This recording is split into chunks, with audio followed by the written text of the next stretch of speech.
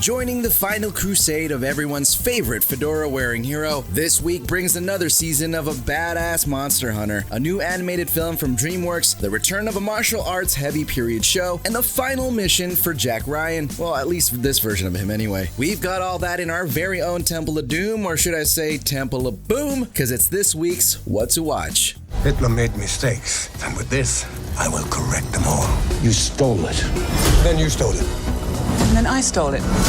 It's called capitalism. Whipping its way into theaters is the action-adventure flick Indiana Jones and the Dial of Destiny. This marks the fifth and final film in the franchise, at least with Harrison Ford in the leading role, which is a great reason to check this one out. We're talking movies like Raiders of the Lost Ark, Temple of Doom, The Last Crusade, and that other Scully one over there. It's quite a list. Another reason to give the leather jacket and fedora one final look is the epic cast, because along with Ford will be John Rhys Davies and Karen Allen reprising the roles as Sala and Marion Ravenwood from earlier films, and joining them are franchise newcomers like Phoebe Waller-Bridge, Antonio Banderas, and Mads Mikkelsen as the bad guy, Madsy. On top of that, it's worth noting that this fresh film is the first and only one in the series not directed by Steven Spielberg, and which doesn't have a story by George Lucas. They are both credited as executive producers, and instead, James Mangold directed and co-wrote. And that's a good thing considering he's known for hit films like Walk the Line, Logan, Ford vs. Ferrari, The Man's Got Skills. If war is coming, there is no hiding her from it. You sure about this? Are you?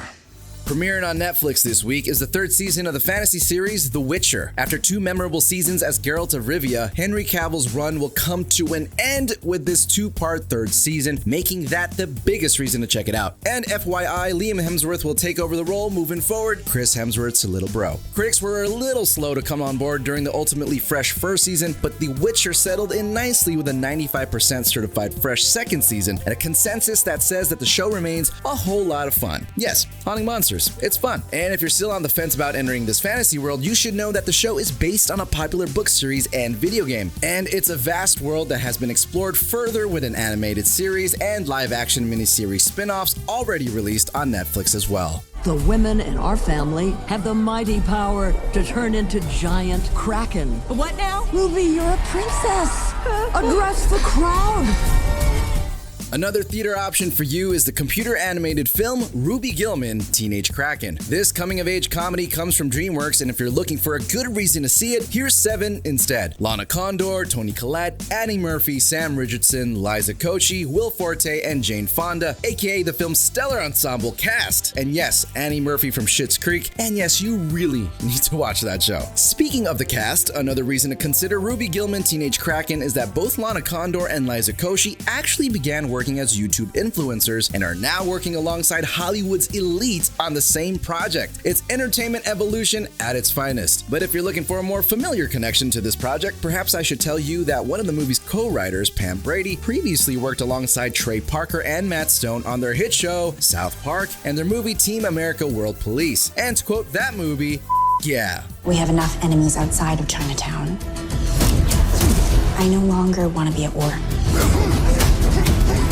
Peace never lasts. Also launching its third season this week is the popular series Warrior. This martial arts drama is coming off a 100% fresh first season and a certified fresh second, aka 2 solid reasons to give it a chance, especially when you see its kickin' audience score is in the mid-90s. If you need more reasons or just more info about the show, it follows a martial arts prodigy in the late 1800s who moves from China to San Francisco to work as a hatchet man in Chinatown. That's right, it's a period piece. On top of that, Warrior is based on an original concept and treatment by the one and only Bruce Lee, with his daughter Shannon Lee serving as an executive producer alongside film director Justin Lin. And something tells me Bruce definitely knew what he was doing. What are you gonna tell him? This corruption goes way higher than the CIA. Hey, buddy. Say welcome. I figured we could use the help. Wish me luck. Good luck. And finally, season 4 of Jack Ryan is coming your way this week on Prime. It was confirmed May of last year that this will mark the final season in the series, which is a great reason to watch whether you're finishing it out or just jumping in. With 3 fresh seasons already filed away for this mystery thriller, critics have praised Jack Ryan for its exceptional action sequences and, of course, John Krasinski's earthly charisma. And speaking of our boy JK, he is the 5th actor to play JR after Alec Baldwin, Harrison Ford, Ben Affleck, and Chris Pine. But is Krasinski the best best to do it? Well, I think we need to watch season 4 so we can truly find out. Okay, that's it. 5 picks coming at you like a giant rolling boulder, just not nearly as deadly. Be sure to let us and your fellow viewers know in the comments what you did check out, whether it was on this list or not. Remember, check out RottenTomatoes.com for the latest updates on scores and reviews for everything mentioned, as well as the movie and TV world at large. That's all for today, Fresh Family. Until next week, stay fresh.